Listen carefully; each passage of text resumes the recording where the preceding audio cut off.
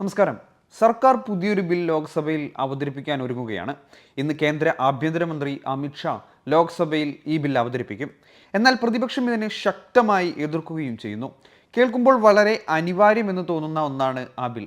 എന്താണ് ആ ബില്ലെന്നും എന്തിനാണ് പ്രതിപക്ഷം ഇതിനെ എതിർക്കുന്നതെന്നും ഒന്ന് പരിശോധിക്കാം.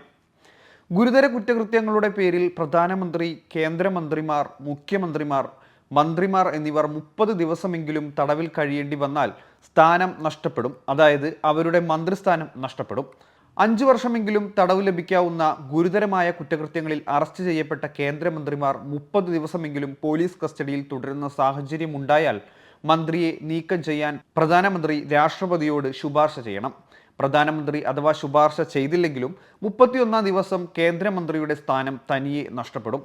ഇനി പ്രധാനമന്ത്രിയാണ് അറസ്റ്റിലാവുന്നതെങ്കിൽ രാജിവെക്കണം. രാജിവെച്ചില്ലെങ്കിൽ 31-ാം ദിവസം സ്ഥാനം തനിയെ നഷ്ടമാകും. ഇനി സംസ്ഥാനങ്ങളുടെ കാര്യമെടുത്താലോ? സംസ്ഥാനങ്ങളിൽ മന്ത്രിമാർ ഇത്തരത്തിൽ അറസ്റ്റിലായാൽ സ്ഥാനത്തു നിന്ന് നീക്കാൻ മുഖ്യമന്ത്രി ഗവർണറോട് ശുപാർശ ചെയ്യണം.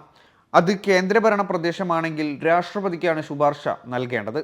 ഇനി മുഖ്യമന്ത്രി തന്നെയാണ് അറസ്റ്റിലാകുന്നതെങ്കിൽ സ്വയം രാജിവെച്ചൊഴിയണം. ഇല്ലെങ്കിൽ 31-ാം ദിവസം പദവി തനിയെ നഷ്ടമാകും.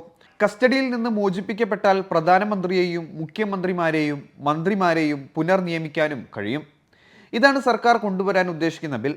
ഭരണപക്ഷത്തിരിക്കുന്ന മന്ത്രിമാർക്ക് തന്നെ പണിയാവുന്ന ഈ ബില്ലിനെ എന്തിനാണ് പ്രതിപക്ഷം എതിർക്കുന്നത്? കാരണമുണ്ട്. പ്രതിപക്ഷ നേതാവായ രാഹുൽ ഗാന്ധിയും സംഘവും പല സംസ്ഥാനങ്ങളിലും നടന്ന വോട്ട് കൊള്ള പുറത്തു കൊണ്ടുവന്നിരിക്കുകയാണ്. അതിൽ നിന്ന് ശ്രദ്ധ തിരിക്കാൻ വേണ്ടിയാണ് ഇത്തരമൊരു നീക്കം എന്നാണ് പ്രതിപക്ഷം പ്രതികരിക്കുന്നത്. ഇത് പ്രതിപക്ഷ സർക്കാരുകളെ അട്ടിമറിക്കാനുള്ള കാടത്ത നിയമമാണെന്നാണ് KC വേണുഗോപാൽ MP പ്രതികരിക്കുന്നത്. വോട്ടുകൊള്ള പോലെ മറ്റൊരു അട്ടിമറിയാണെന്നും KC വേണുഗോപാൽ പറയുന്നു. അതേസമയം ബില്ലിന്റെ പശ്ചാത്തലത്തിൽ ഇന്ത്യ സഖ്യം അടിയന്തര യോഗം ചേർന്ന് നീക്കങ്ങൾ തീരുമാനിക്കാനിരിക്കുകയാണ്. നോക്കൂ, ലോക്സഭയിൽ അവതരിപ്പിച്ച പുതിയ ബിൽ 30 ദിവസത്തിലധികം തടവിന് വിധേയരാകുന്ന മന്ത്രിമാർക്ക് സ്ഥാനത്ത് തുടരാനാവില്ല എന്ന വ്യവസ്ഥ കൊണ്ടുവരുന്ന ഒന്നാണ്.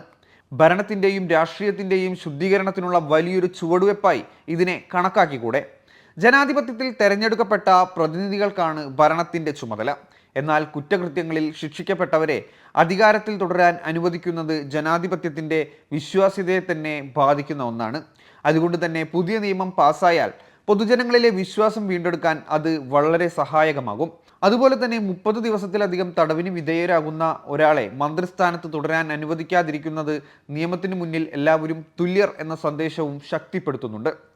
അതേസമയം നിയമത്തിൻ്റെ ദുരുപയോഗം സംഭവിക്കാമെന്ന ആശങ്കകളും ഇതിനോടൊപ്പം തന്നെ നിലനിൽക്കുന്നുണ്ട്. രാഷ്ട്രീയ പ്രതികാരത്തിനായി കേസുകൾ സൃഷ്ടിച്ച് മന്ത്രിമാരെ സ്ഥാനത്ത് നിന്ന് നീക്കാൻ ശ്രമിക്കപ്പെടാമെന്ന പ്രതിപക്ഷ ആശങ്ക അവഗണിക്കാനാവുന്ന ഒന്നല്ല. അതിനാൽ ന്യായപ്രക്രിയയുടെ വേഗതയും സുതാര്യതയും ഉറപ്പാക്കുന്നത് അനിവാര്യമാണ്. ഭരണത്തിൻ്റെയും രാഷ്ട്രീയത്തിൻ്റെയും വിശ്വാസ്യത നിലനിർത്താനുള്ള ശക്തമായ പരിപാടിയായി ഈ നിയമത്തെ കാണാം. പക്ഷേ അത് രാഷ്ട്രീയ ആയുധമായി മാറാതെ സത്യസന്ധമായ ഉത്തരവാദിത്ത ബോധം ജനങ്ങൾക്ക് നൽകുന്ന രീതിയിൽ പ്രാവർത്തികമാക്കുമ്പോഴേ ജനാധിപത്യം കൂടുതൽ കരുത്താർജിക്കുകയുള്ളൂ.